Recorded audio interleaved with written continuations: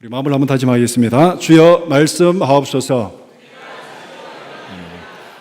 말씀대로 순종하고 말씀대로 은혜와 복을 누리는 여러분들이 되기를 축복합니다. 나눔지 다 가지고 계시죠? 오늘 설교의 제목이 무엇입니까? 고난을 넘어서는 능력. 질문 1번 시작. 옳은 일이라고 모든 사람들이 다 좋아하겠습니까? 어떻게 생각하세요? 그렇지 않겠죠. 모든 사람들이 진실을 말하고 진실을 좋아한다면은 이 세상에 문제가 없어요. 그리고 10계명 중에 제9계명이 필요 없습니다. 제9계명이 뭐라고 말합니까? 거짓 증거하지 말라. 하나님께서 거짓 증거하지 말라고 이 계명에 넣은 것은 사람들이 거짓말을 많이 한다는 거예요? 안 한다는 거예요? 거짓말을 많이 한다는 거죠. 거짓말을 안 하면 거짓 증거하지 말라를 말할 필요가 없습니다. 거짓말을 많이 하니까 거짓 증거하지 말라 이렇게 말하고 있습니다. 질문 2번 시작. 사람들이 진실을 싫어한다면 어떤 경우에 그렇게 하겠습니까? 잘못을 범한 사람들은 진실을 싫어합니다. 성경에 분명히 그렇게 말씀하고 있습니다. 요한복음 3장 19절 20절 한번 같이 보겠습니다. 시작. 그 정죄는 이것이니 곧 빛이 세상에 왔으되 사람들이 자기 행위가 악함으로 빛보다 어둠을 더 사랑한 것이니라. 악을 행하는 자마다 빛을 미워하여 빛으로 오지 아니하나니 이는 그 행위가 드러날까 함이요. 이게 보면은 악을 행하는 자, 그들은 진리를 싫어하고 빛을 싫어한다. 왜? 자기들의 거짓과 악이 드러날까봐. 자신의 잘못을 감추려는 사람들은 진리를 싫어한다. 그렇게 말합니다. 질문 3번 우리 큰 소리로 한번 같이 읽겠습니다. 시작.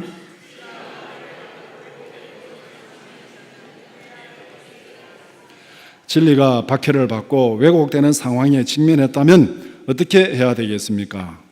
둘 중에 하나겠죠. 억울하지만은 어쩔 수 없이 참고 견디겠다 그렇게 생각할 수도 있고, 아니면은 그것을 바로잡아야 되겠다 이렇게 생각할 수도 있습니다. 둘 중에 하나입니다. 내가 다른 사람이 뭐 그렇게 하는 거는 접어두고 내가 생각할 때 이게 진리인데 사람들이 이거 그렇게 생각하지 않고 내가 말하는 게 틀렸다 말하고 다 무시하고 이렇게 할 때 여러분들의 마음이 어떻겠습니까? 막 속이 막 뒤집어지죠. 그때 어떻게 해야 되겠어요?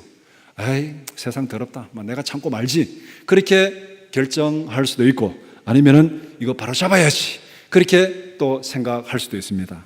어느 쪽이든 간단한 문제가 아닙니다. 참고 견디는 것도 간단한 문제가 아니고, 또 사람들이 무시하고 잘못됐다고 얘기하는 거, 그거 나서서 바로 잡는 것도 이게 간단한 문제가 아닙니다. 엄청난 수고와 희생을 감수해야 될 수도 있습니다. 그에는 대단한 인내와 능력이 요구될 수도 있습니다. 거짓을 바로 잡는 거, 이게 쉬운 게 아니에요. 이게 간단한 일 같으면 역사에 여러 가지 문제가 생기지 않습니다. 정말 힘들고 어려운 일입니다. 종교 개혁자들은 이 종교 개혁을 위해서 그들은 화형도 당하고 죽음도 당하고 망명도 가고 엄청난 고난을 거쳐서 200년, 300년 고난을 당한 결과로 우리가 흔히 말하는 종교 개혁이 어느 정도 그림이 그려진 겁니다. 이만큼 진리를 바로 잡는 것 정말 쉬운 일이 아닙니다. 참고 견디는 것도 쉬운 일이 아니지만은 잘못된 것을 바로 잡는 것도 굉장히 힘든 일입니다. 진리가 억압당하고 왜곡되는 상황에서 어떻게 행동해야 되는지 오늘 본문의 사건이 우리에게 한 가지 예를 제시하고 있습니다. 사도행전 5장 17절에서 42절은 박해와 고난을 헤쳐나가는 사도들의 모습을 말씀합니다. 극심한 박해 가운데서도 결코 사명을 포기하지 않았습니다. 엄청난 고난 가운데서도 그들은 기쁨을 잃지 않았습니다. 자, 이렇게 하면은 이게 성공 아닙니까? 주위의 환경이 어떻든 간에, 그 환경이 내게 얼마나 어렵든 간에 그거 접어두고 나는 기쁘고 즐겁고 내가 하나님 앞에서 마땅히 해야 될 그 일을 기쁨으로 감당한다. 이러면은 이게 정말 기쁘고 즐거운 일이고 하나님 앞에 감사한 일입니다. 그런데 주위의 환경이 참 좋고 먹고 살만하고 풍족하고, 그런데 내 마음이 기쁘지 않고 우울하고 정말로 힘들면은 그게 지옥이잖아요. 그러니까 어떤 면에서는 우리의 주위의 환경은 2차적인 변수라는 겁니다.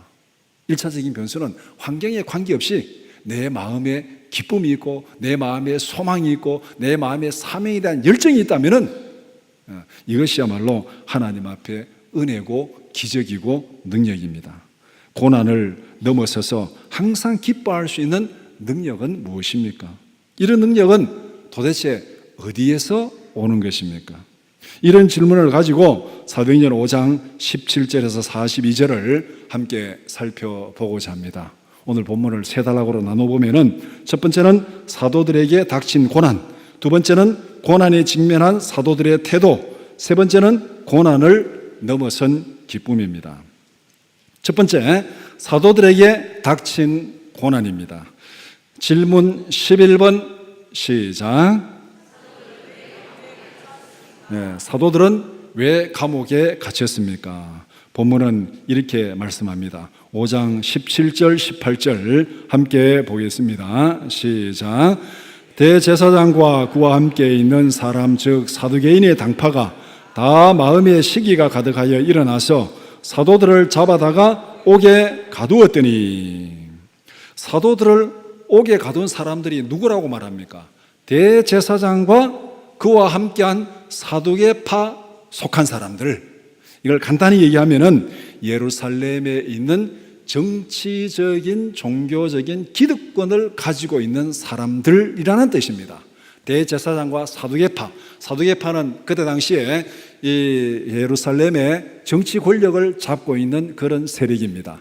그래서 성경에 보면은 사두개파, 바리새파는 어떻게 보면 이제 이 율법을 가르치고 교육하는 이쪽에 이 주도권을 가지고 있는 사람들이 바리새파고, 또 정치 권력을 가지고 경제적인 실권을 가지고 있는 사람들이 사두개파입니다.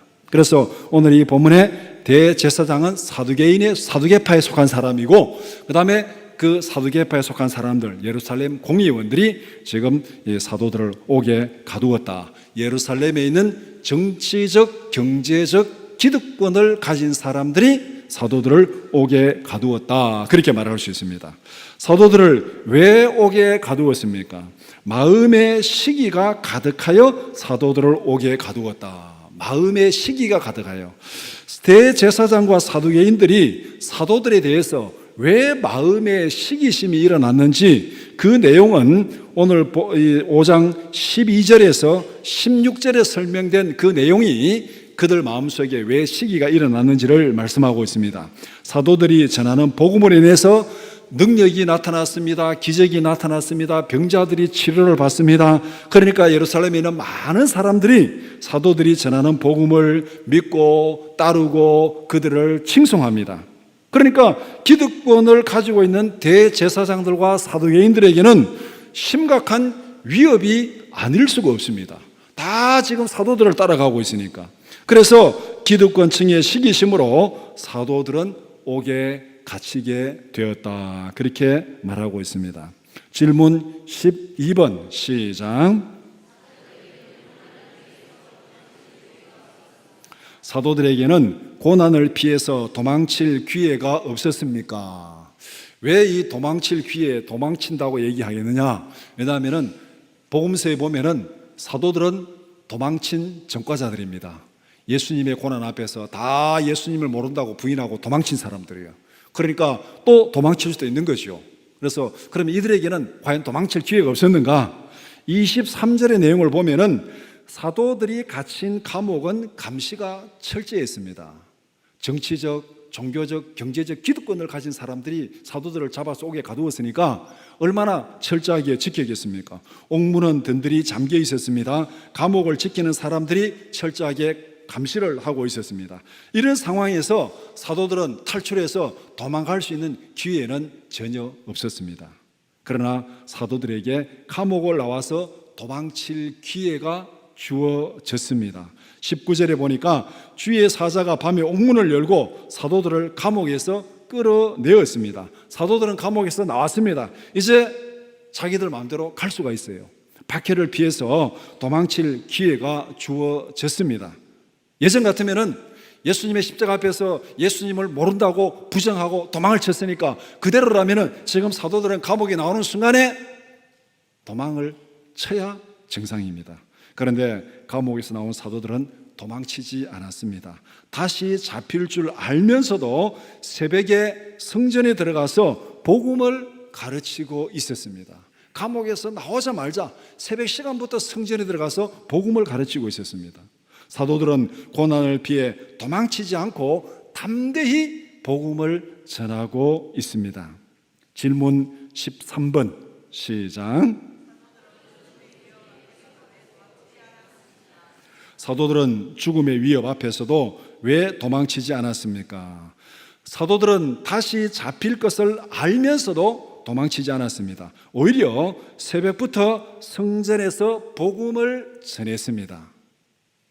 이 말하고 마태복음에서 새벽에 예수님을 모른다고 부정하고 도망쳤습니다.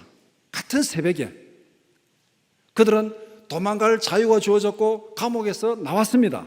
그런데 도망치지 않고 다시 잡힐 것을 알고 어떤 고난을 당할지 알면서도 어디로 갔습니까? 어떻게 보면은 이 기득권자들의 소굴인, 고난의 소굴인 성전으로 들어가가지고 거기서 복음을 전하고 있습니다. 뭐 도망쳐가지고 누구 개인 집에 가서 복음 전하는 것도 아니고 성전에 가서 복음을 전하고 있는 거예요. 마태복음에서는 예수님이 보는 눈앞에서 새벽에 예수님을 모른다고 부정하고 도망을 쳤습니다. 사도들이 도망치지 않은 이유를 20절에서 이렇게 말씀합니다. 가서 성전에 서서 이 생명의 말씀을 다 백성에게 말하라 하며, 주의 사자가 사도들을 감옥에서 끌어내놓고 하신 말씀이 뭐냐면은 성전에 가서 이 생명의 말씀을 다 백성들에게 말하라, 그렇게 명령을 했습니다. 사도들이 죽음의 고난 앞에서도 도망치지 않은 이유는 간단합니다. 자기들에게 주어진 사명이 무엇인지를 분명히 깨달았습니다. 죽음의 고난 앞에서도 하나님께서 맡기신 사명에 충성했습니다. 사도들은 자기들의 안전보다는 하나님의 명령에 순종하는 사명의 길을 선택했습니다. 복음서에는 사명의 길, 제자의 길을 버리고 자기들의 안전을 위해서 도망을 쳤는데, 오늘 이 본문에서는 자기들의 안전, 생명을 포기하고 하나님께서 맡기신 그 사명의 길을 걸어가는 모습, 그 모습을 보여주고 있습니다. 사도들은 복음을 전하다가 감옥에 갇혔습니다. 대제사장들과 사두개인들의 시기로 억울한 고난을 당했습니다. 예루살렘에서 기득권을 독점한 세력들이 그들을 괴롭힙니다. 진리가 세상의 권력 앞에서 억압을 당하고 박해를 당하고 있는 상황입니다. 그러나 사도들은 고난을 피해서 도망치지 않았습니다. 감옥에서 나왔지만은 다시 성전에 들어가서 복음을 전했습니다. 자기들의 편안함보다 하나님이 맡기신 사명이 먼저였습니다. 하나님의 명령에 순종하기 위해서 고난도 기꺼이 감당하겠다, 그런 모습을 보여줍니다. 이런 사도들의 모습은 예전의 모습이 전혀 아니었습니다. 예수님의 십자가 앞에서 예수님을 부인하고 도망친 제자들의 모습이 아닙니다. 죽음의 위협 앞에서도 도망치지 않고 담대히 복음을 증거하고 있습니다. 여기에서 하나의 질문이 딱 생깁니다. 사도들에게 이런 용기와 능력은 어디에서 왔는가? 복음서에 나타난 그 겁쟁이 제자들이 어떻게 사도행전에서는 이렇게 용기와 능력이 있는 이런 사도들이 되었는가? 이 질문이 생기게 됩니다. 두 번째, 고난에 직면한 사도들의 태도입니다. 질문 21번 시작. 공예가 사도들을 신문하고 박해한 이유는 무엇입니까? 17절은 사도들을 박해하는 사람들이 누구인지를 분명히 말씀했습니다. 대제사장과 사두개 당파에 속한 사람들이 시기가 가득해서 그렇게 박해하고 신문했습니다. 그런데 28절은 진짜 이유가 뭔지를 설명하고 있습니다. 왜 사도들을 박해하고 있는지 그 구체적인 이유를 28절에서 말하고 있습니다. 28절 같이 보겠습니다. 시작. 이르되 우리가 이 이름으로 사람을 가르치지 말라고 음금하였으되 너희가 너희 가르침을 예루살렘에 가득하게 하니 이 사람의 피를 우리에게로 돌리고자 함이로다. 대제사장과 사두개인들은 사도들에게 예수님의 복음을 증가하지 말라고 엄히 명령을 내렸습니다. 복음을 전하지 말라고 금지한 이유가 무엇입니까? 복음을 듣고 예수를 믿는 사람들이 점점 더 많았습니다. 그렇게 되면 사두개인들, 대제사장이 누리는 기득권이 점점 위협을 받습니다. 더 심각한 것은 예수를 십자가에 죽인 자기들의 죄가 드러나고 인정되게 됩니다. 예수님을 십자가에 죽일 때 어떻게 했습니까? 대제사장 앞에서 신문을 받고 그 다음에 빌라도 법정에 가가지고 예수를 죽이라고 무리를 선동해가지고 빌라도가 죄 없다고 풀어주겠다는데 십자가에 죽이라고 선동해서 그렇게 예수를 십자가에 죽였습니다. 그때 그 장면에서는 제자들은 다 도망치고 없습니다. 그런데 사도들이 전하는 복음이 무엇입니까? 이 복음이 예루살렘에서 흥왕하고 사람들이 믿고 따르게 되면 어떻게 되느냐면 예수를 죽인 대제사장들과 공회의 죄가 드러나게 되고 복음을 믿는 모든 사람들에게 너희들은 예수를 죽인 죄인이라는 것이 인정되게 됩니다. 이렇게 되는 것은 그들이 도저히 용납할 수 없다는 것이죠. 자기들의 죄가 인정되고 그러면 자기들이 죽을지도 모르는 그런 상황에서 어떻게 보면 발버둥 치는 것은 너무나도 당연한 것이죠. 공회가 두 가지 이유로 사도들을 시기하고 박해했습니다. 첫 번째는 자기들이 누리는 정치적, 경제적 기득권이 심각하게 위협을 받게 되었습니다. 그러니까 진리를 억압하는 것이고, 두 번째는 예수님을 죽인 죄가 드러나고 인정되는 것을 견딜 수가 없습니다. 자기 죄가 드러나는 것, 그 다음에 자기의 기득권을 잃어버리는 것, 이 둘이 겹쳐지면은 사람들은 생명 걸고 싸우게 됩니다. 그러니까 지금 이 공회와 대제사장들이 사도들을 박해하는 그 이유가 무엇인지를 자기들 입으로 28절에서 분명히 말하고 있습니다. 질문 22번 시작. 생명을 위협하는 공회의 박해에 사도들은 어떻게 대응했습니까? 사도들은 공회로부터 복음을 가르치지 말라는 금지령을 받았습니다. 공회의 명령은 진리를 숨기고 말하지 말라는 금지령입니다. 복음의 금지령 앞에서 사도들은 어떤 태도를 취했습니까? 고난 앞에서 진리를 숨기고 말하지 않을 것인가? 복음서 같으면 이들은 도망을 쳤습니다. 말하지 말고 죽이겠다 하면 그냥 말 안 하고 도망을 쳤겠죠. 도망을 칠 것인가? 말하지 않을 것인가? 아니면은 고난을 무릅쓰고 복음의 진리를 끝까지 증거하고 선포할 것인가? 이들은 이 결정을 내려야 됩니다. 29절은 고난에 직면한 사도들의 행동 원칙이 무엇인지를 분명히 말하고 있습니다. 29절 같이 보겠습니다. 시작. 베드로와 사도들이 대답하여 이르되 사람보다 하나님께 순종하는 것이 마땅하니라. 사람들의 위협에 굴복하지 않고 하나님의 명령에 순종하겠다. 이게 대단한 거 아닙니까? 너희들이 우리를 아무리 박해하고 위협하고 죽인다 할지라도 우리는 너희들에게 순종하지 않겠다. 하나님께 순종하겠다. 굉장한 결정을 내렸습니다. 그런데 굉장한 결정을 내렸는데 이게 어떻게 보면 가장 지혜로운 결정입니다.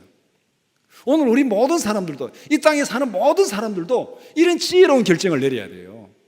하나님을 부정하고 예수 안 믿는 사람들 살아가는 모습 보면 참 어리석은 게 많아요.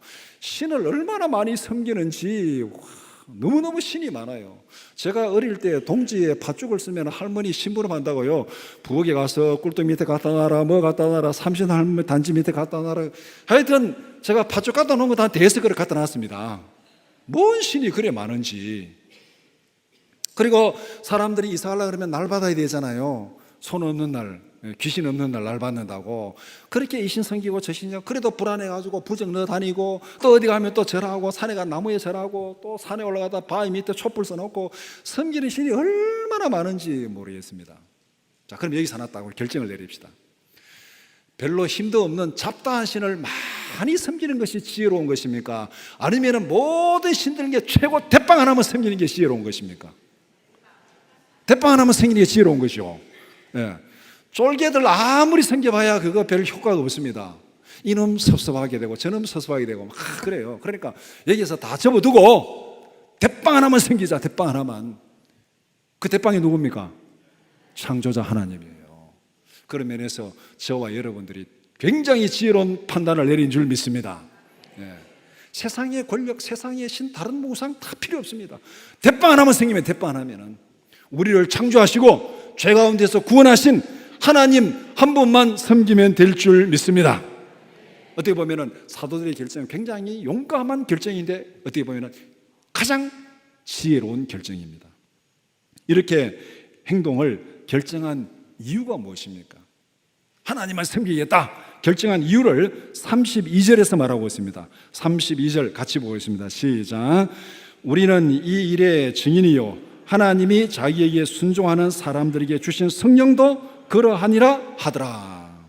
왜 사람들의 위협에 협박에 굴복하지 않고 하나님께 순종하겠는가? 하나님이 행하신 모든 일, 하나님이 예수 그리스도를 통해서 하신 그 일의 증인이다.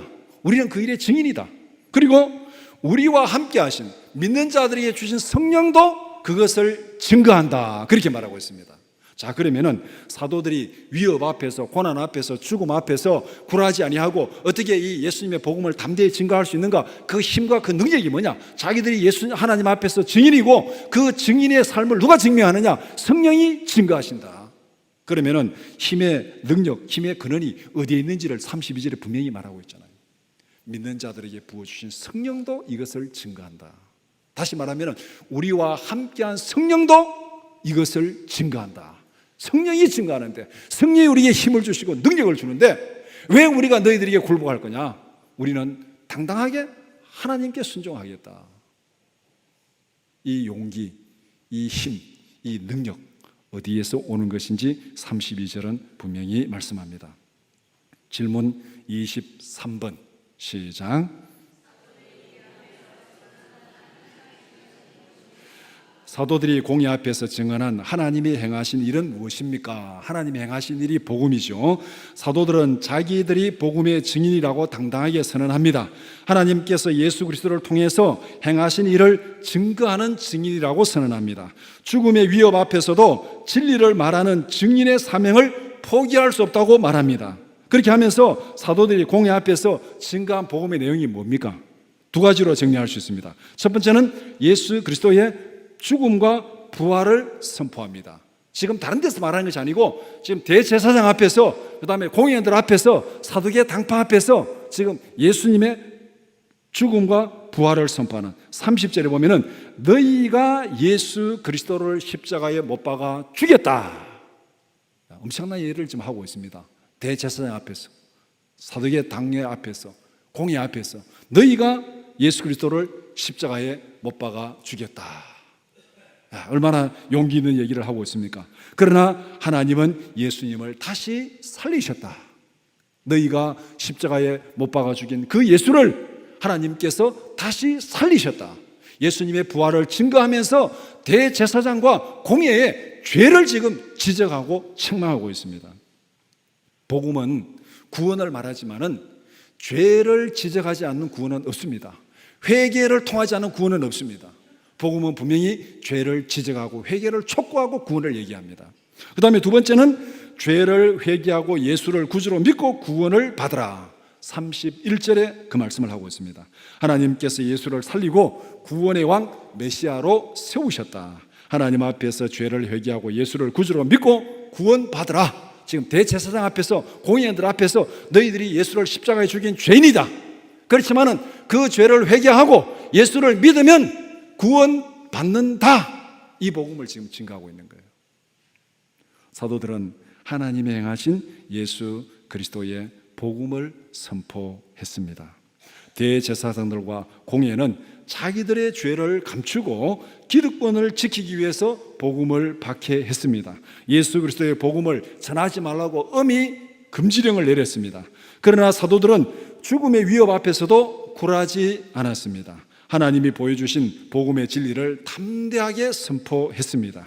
세상의 권력의 위협 앞에도 굴하지 않고 하나님의 명령에 순종하겠다고 그렇게 선언합니다. 불의에 굴복하지 않고 하나님이 보여주신 진리를 선포하겠다고 말하고 또 그렇게 선포하고 있습니다. 하나님이 행하신 구원의 길을 담대히 선포했습니다. 대제사장과 공회의 죄를 지적했습니다. 그리고 죄사함 받고 구원받는 예수 그리스도의 복음을 증거했습니다. 회개하고 예수 그리스도의 복음을 믿으면 구원받습니다. 믿습니까? 그러나 자기의 죄를 인정하지 아니하고 복음을 거역하면 구원은 없습니다. 이것이 예수 그리스도를 통해서 하나님이 선포하신 구원의 복음입니다. 누구든지 예수를 십자가에 못 박아 죽인 당사자라 하더라도 회개하고 예수 믿으면 구원받는다. 지금 대제사장 앞에서 그 복음을 전하고 있잖아요. 너희들이 예수를 십자가에 못 박아 죽인 죄인이지만은 너희들도 회개하고 예수 믿으면 구원받는다. 이 복음을 전하고 있는 거예요. 그러니까 이 세상에서 구원받지 못할 죄인은 아무도 없다는 거예요. 예수를 십자가에 못 박아 죽인 죄인도 회개하고 예수 믿으면 구원받습니다. 그러나 자기 죄를 인정하지 아니하고 복음을 거역하면은 그 누구도 구원과는 상관이 없습니다. 세 번째, 고난을 넘어선 기쁨입니다. 질문 31번 시작. 사도들이 실제로 당한 고난은 어떤 것이었습니까? 사도들은 공회가 엄금한 복음을 당당하게 증거했습니다. 대제사장과 공회가 예수를 십자가에 못 박아 죽였다고 그들의 죄를 그들의 면전에서 지금 선언하고 있습니다. 사도들의 이런 담대한 도전에 대해서 공회는 어떤 처분을 내렸습니까? 입장을 바꿔놓고 생각하면 죽기로 작정하지 않고는 이 일을 못하는 거죠. 죽기로 작정하고 지금 이 일을 하는 거잖아요. 사도행전 5장 33절 같이 보겠습니다. 시작. 그들이 듣고 크게 노하여 사도들을 없이하고자 할세. 당연한 반응이죠. 이 말을 듣고 지금 분노하지 않을 사람이 있겠습니까? 당신들이 예수를 십자가에 못 박은 죄인이다 이렇게 지적하고 지금 전하지 말라는 복음도 지금 담대하게 증거하고 있는데 이 말을 들은 이 공회원들이 크게 노가 발해가지고 사도들을 당장 죽여 없애려고 그렇게 하고 있습니다. 당장 죽여 없애려고 하는 거죠. 그런데 공회가 사도들에게 최종적으로 내린 형벌은 무엇이었습니까? 죽여 없앴습니까? 그렇게 하지 못했어요. 40절 말씀 한번 같이 보겠습니다. 시작. 그들이 옳게 여겨 사도들을 불러들여 채찍질하며 예수의 이름으로 말하는 것을 금하고 놓으니. 사도들을 불러서 채찍질했습니다. 그리고 예수 이름으로 복음을 증거하는 것을 금지하고 석방시켰습니다. 이게 있을 수 있는 일입니까? 지금 자기들의 마음, 자기들의 기분 같아서는 당장 죽여 없애야 됩니다. 그런데 죽여 없애지 못하고 채찍질하고 석방시켰습니다. 오늘날 말하면은 극악 무도한 사형수인데 사형수를 사형을 시키지 아니하고 벌금을 받고 석방을 시켰습니다. 이렇게 만약에 판결을 내리고 아니면 이렇게 했다면은 아마 전체 국민들의 여론이 들끓을 것입니다. 지금 이 일이 여기에서 벌어졌습니다. 사도들로서는 억울하기 그지없는 판결을 받았습니다. 그러나 공의 입장에서는 죽이려다가 형벌을 엄청나게 약하게 해서 벌금 받고 풀어준, 어떻게 이런 일이 있을 수 있는가? 지금 막 노가 발해가지고 지금 당장 죽이 없어도 좀 속이 시원하지 않은 판인데 도대체 무슨 일이 있어가지고 이들에게 벌금 받고 매를 때리고 그냥 놔줄 정도로 그렇게 벌을 약화시켰는가? 질문 32번 시작. 사도들이 당한 고난이 약화된 이유는 무엇이라고 말씀합니까? 사도들은 사형에서 채찍을 맞는 것으로 형벌이 약화되었습니다. 34절에서 39절 말씀이 공예가 사도들에게 형벌을 약하게 내린 이유를 거기에서 설명하고 있습니다. 거기에 율법 교사 가말리엘이라는 사람이 등장합니다. 이 유명한 율법 교사, 그리고 백성들에게 친송을 듣고 인정을 받는 그 율법 교사가 중재안을 제시합니다. 이 가말리엘이 누굽니까? 나중에 바울 사도가 자기가 율법에 대해서 유대인의 전통에 대해서 얘기할 때 나는 가말리엘 문화에서 율법을 배웠다 이렇게 말할 정도로, 가말리엘 문화에서 율법을 배웠다 하면은 거기에 율법에 대해서는 더 이상 이의를 달지 않을 정도로 그렇게 인정받는 율법 교사 가말리엘이 여기에 등장을 합니다. 사도들이 전하는 복음을 억지로 억누르지 말고 그대로 두라고 얘기하고 있습니다. 존경받는 율법 교사가 공의 앞에서 지금 막 노가 발해가지고 지금 당장 죽이자 하는데 그 사람들 앞에서 한마디 딱 하는 게 그대로 놔두라. 왜냐하면은 그것이 사람의 일이면은 얼마 못 가서 스스로 무너지고 없어질 것이다. 그러면서 거기에 일어났던 일들을 쭉 얘기를 하고 있습니다. 얼마 전에 드다가 일어났고 그 다음에 유다가 일어났고 이런 일들이 있었는데 그것들이 다 나중에는 흐지부지 다 없어지지 않았느냐. 그러니까 이 사도들이 전하는 복음도 놔두라. 이 일이 사람의 일이면은 이것도 얼마 못 가서 다 없어질 것이다. 그 다음에 반대로 그것이 사람의 일이 아니고 하나님의 일이라면은 그것은 누구도 막을 수 없다.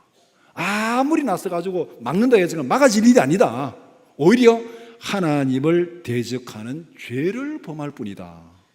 정말 율법 교사다운 아주 합리적이고 지혜로운 제안을 제시했습니다.